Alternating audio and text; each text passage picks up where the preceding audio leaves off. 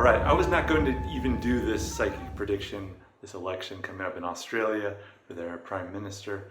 I don't claim to understand Australian politics at all, their process, like the parliament, but I don't understand it. But the tarot is so powerful that it doesn't really matter as long as I ask the right questions. I've done it in the past and it will work as long as I do the process correctly, and I did so. And I will tell you what came up.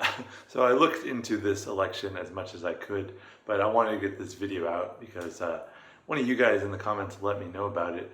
Such is the ease with which you can control the direction of this channel. Just leave a comment below with an issue and I may address it as best I can. I have my list of topics coming up. I'm probably going to address Sweden, whether they will join NATO soon, and I will look at abortion in the United States.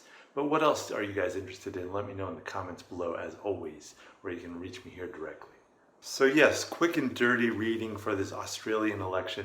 And I was tempted not to do this because the way the YouTube algorithm works, because I'm such a young channel, it takes several days for the algorithm to even kick in to really get enough people to view a video. So this election is coming up on the 21st. I'm going to try and get this video out today, this afternoon, this evening sometime. And it will barely have much time to be watched. And once the election happens, usually videos just dive. That's what happened with my French election video and most election videos. For some reason, my Philippines election video, even though that election is over, is still getting views. I don't understand why. So maybe that'll happen with this. Who knows? But I did the reading and I looked at the candidates for Prime Minister. I limited myself to the three main candidates. There are other candidates like these guys, but come on, these are their Wikipedia photos. They're not going to win. So the candidates, the three I did look at are Scott Morrison, Anthony Albanese, and Adam Bandt. That's it. And yeah, I took a look, looking at their prospects for whether they will win this election. So yes, I began with Scott Morrison, the current Prime Minister. Interesting, when I looked at his opportunity for maintaining or retaining the post as Prime Minister, the card that came up was Justice. And Justice is a card that's about, taking responsibility and experiencing the repercussions of your past experiences and events.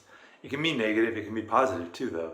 So I was kind of looking a little into, again, I don't claim to be any kind of an expert on Australian politics, but I did look enough into it to understand some of the big issues right now are, I guess, inflation, like many countries in the world, and housing.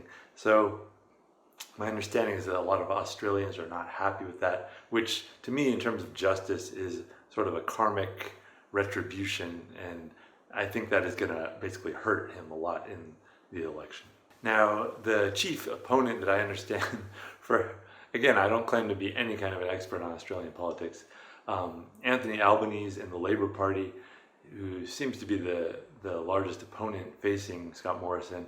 For him, the card that came up was the Six of Pentacles, which is a position basically of using your power to offer some kind of charity or justice to people in lesser positions of power, which in terms of an election, this looks pretty good, because if you lose an election, you're not likely to have any kind of a position to do something like this. So among those two candidates, I would say Anthony Albanese has a much stronger position. But I wanted to look at Adam Bandt as well. Maybe just because his name's Adam, I don't know, but cool name. And he's in the Greens party, and they have a few seats, I believe, in Parliament, but not nearly as much as the other parties.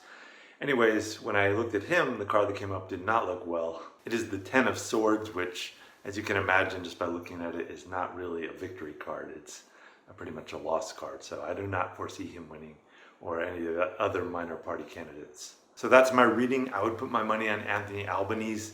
And keep in mind, I have correctly predicted all my election predictions in the past, including the United States 2020 presidential election, the Philippines election recently, and France's election recently. So keep that in mind. But I'm curious to see what happens as well, because this is probably the first reading I've ever done in which I have not had time to really research it very heavily. And I'm basing this just on the little knowledge that I have of this situation. But the thing about the tarot is, and magic, is that you can As a tarot reader, basically I open myself as a vessel to the knowledge of the universe, and it doesn't really matter that I don't know much about these candidates, and I still would put my money on Anthony Albanese. But who knows? Let's wait and see.